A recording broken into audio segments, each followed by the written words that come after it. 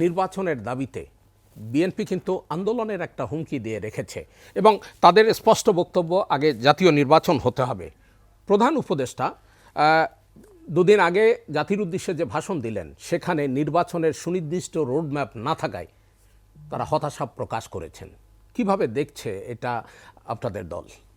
প্রথমেই ধন্যবাদ আপনাকে এবং আমার যারা সহ আলোচক আছেন তাদেরকে শুভেচ্ছা। আসলে মোটা দাগে যদি আমি বলতে চাই, মানে বিএনপি যেই পদ্ধতিতে আসলে আগাচ্ছে সেটা নিয়ে আমরা কিছুটা হতাশ। আমরা ওই পুরানো যে একটা আলাপ ছিল যে ঈদের পরে আন্দোলনে নামার যে ব্যাপারটা, ওই রকমই আসলে শোনাচ্ছে। আসলে তার ঈদের পরে নামলে মানুষ কতটা সম্পৃক্ত হবে সেটা একটা দেখার বিষয়, কারণ আসলেই কি তাদের সাথে ওই মানুষের সম্পৃক্ততাটা আছে কি না।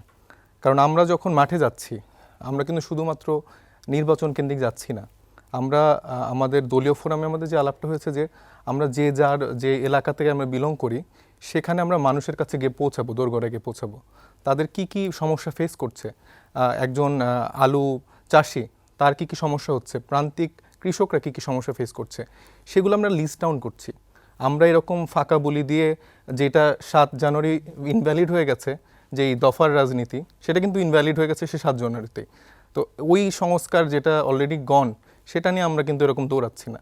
যেটা এখন বাস্তবিক অর্থে সম্ভব সেটা নিয়ে আসলে আলোচনাটা হওয়া উচিত। এবং মানুষ যদি ওই সংস্কারের ওই আলাপগুলোকে আসলে এভাবে অ্যাকসেপ্ট করতো তাহলে কিন্তু আসলে আমাদের আমেরিকা বা অমুক দেশ তমুক দেশের উপর কিন্তু নির্ভর করতে হতো না ইলেকশনের আগের দিন পর্যন্ত।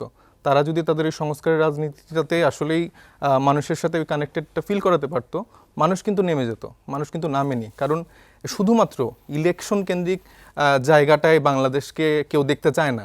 তারা চায় না যে পুরনো সিস্টেমটা আবার নতুন করে ফিরে আসুক, পুরনো জায়গাটায় আবার নতুন সেই মুখগুলো আবার নতুন করে ফিরে আসুক, পুরনো জায়গায় আবার তারা বলছে যে না না আমার নেতাকর্মীরা কিছু করবে না, করলেই তাদেরকে বহিষ্কার করে দেওয়া হবে। কিন্তু আমাদের এই তরুণ নেতারা তাদের প্রত্যেকটা এলাকায় যে বিএনপি বলেন, বিএনপির যেসব দলের জায়গাগুলো ছিল তারা কিন্তু সেখানে মার মুখে অবস্থায় যাচ্ছে। আপনি কিছুদিন আগে দেখবেন যে হান্নান মাসুদ, তাকে কিন্তু অ্যাটাক করা হয়েছে। নাসিরউদ্দিন পাটোয়ারি সাহেব, তাকে এলাকায় হুমকি ধামকি দেওয়া হচ্ছে। তো আমরা যেখানেই যেটাই যাচ্ছি না কেন, পুরানো যে রাজনৈতিক বন্দোবস্ত ছিল যে একটা পাওয়ার পলিটিক্সের জায়গা, সেটা তারাই আবার এস্টাবলিশ করছে।